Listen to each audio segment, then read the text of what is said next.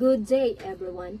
Today, I'll be talking about separation and termination of an employee in the Philippines. So, what is termination and separation? So, separation is mahitabo na siya sa isa ka employee na muhawa sa isa ka company. It's either ni-quit siya or ni-resign.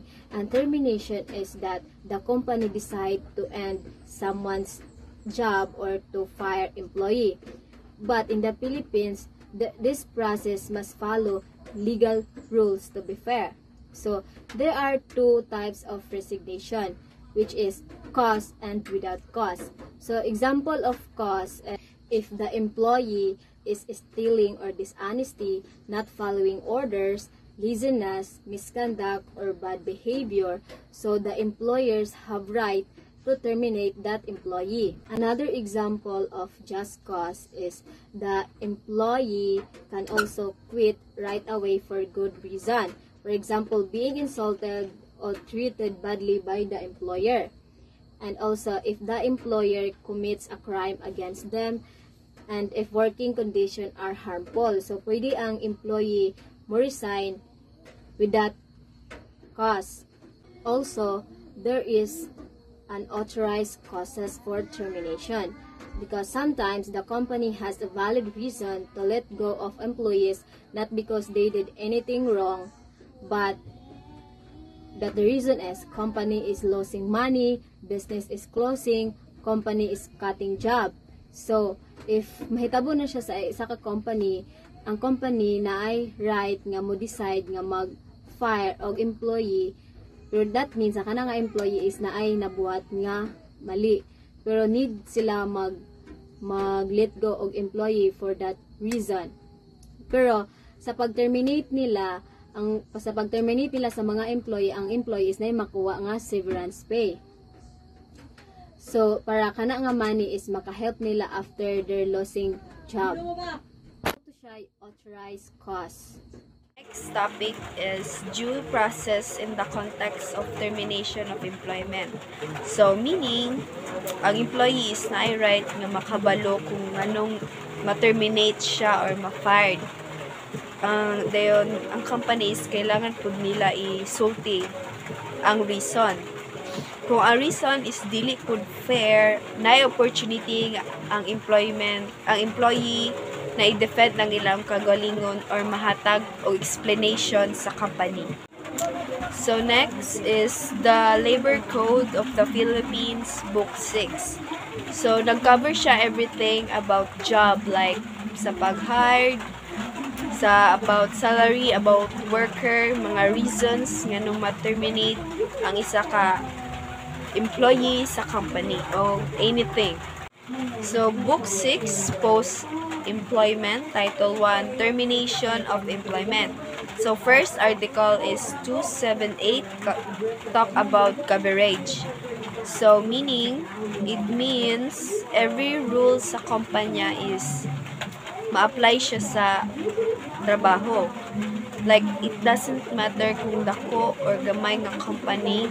Like, pwede siya about sa school, charity, or about sa government. The rules about firing someone or ending their employment generally apply all of them. So next is security of tenure. So means kung isa ka nga regular employee, ang boss sa kumpanya is dili ka basta-basta lang mapahawa unless kung naay legal reason like mag-commit ka og crime and or authorized causes like ma-shutdown ang company. So pwede ka ma-terminate or mawadan og trabaho. So next is Article 280, talked about regular and casual employment.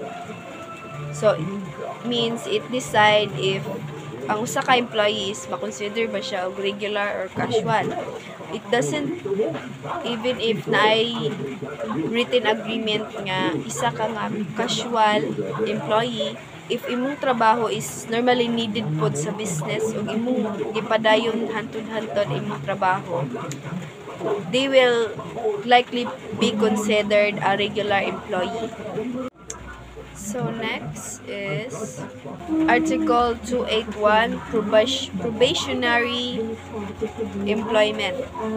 So meaning once na makasud ka sa imong bag-ong trabaho, under probation pa ka sa isa ka company, like ilang i-check kung fit ba ka sa trabaho. Ang checking period ana is usually 6 months ra. Then after 6 months, pwede na ka padayon gyapon ka sa trabaho, pero pwede na ka ma-consider as regular employee. So na following causes ang termination by employer. So first is kanang imong gi-refuse ang trabaho nga gi-instruct sa employer sa imuha.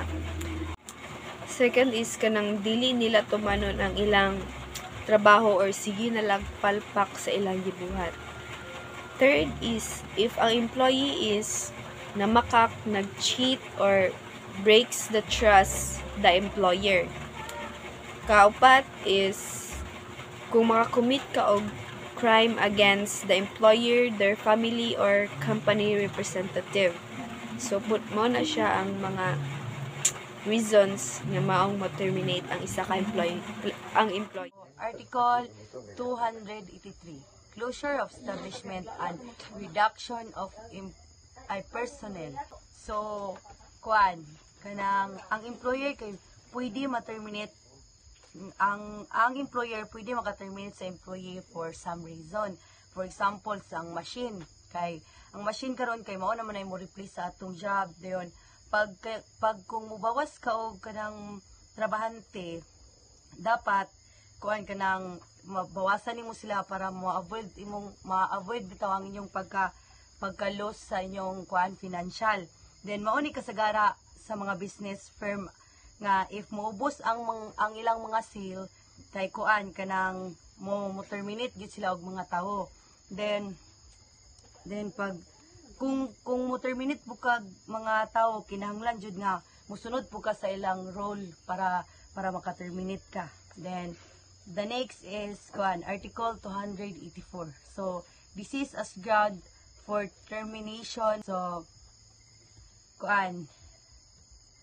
ang employee ma-terminate tungod sa iyang health condition kay pranang nakasakit dayon kanang ga-suffer na ka sa sakit. Siyempre, tangtangon jud na i-terminate kanila kay makatakod man imong sakit, makakuan sa uban bitaw matakdan ang uban nga employee. Then Article 285, the termination of employee 1 month in advance. So kung mo terminate ka sa employee kanang for example sa isa ka business kay naay magkarelasyon bitaw, nasa mag-uyab silang duha, dayon kana kay pwede na sila ma-terminate either nilang duha na kanang mag-uyab. Dayon Article 286, when employment not be them terminate. So kanang like for example kanang sa inyong business kana kay mag-temporary bitaw na siya mo, temporary close ang iyong business din. Pero kanang pag kay naay operation ay giayo sa inyong business, temporary close na siya. So katong mga employee ato, nagpabilin to siya nga employee gihapon na nga business, isag sirado na. Diyon, anytime po sila makabalik if ang business sila is okay na bitaw na magamintin na sila dito po ay kanang gapabilin sila nga employee ana nga business. Then the last one is Article 287, retirement. So retirement kanang pranang nagtrabaho, for example trabaho ka then adisir ka maka-retired if kanang naa ka sa sakto nga edad nga angay na ka mo retire. Then if maka-retired ka, naa po kay mga benefits nga madawat, na kay makuha nga na kay mga special nga mga benefit makuha ng company pag mo retired na ka ug mo to.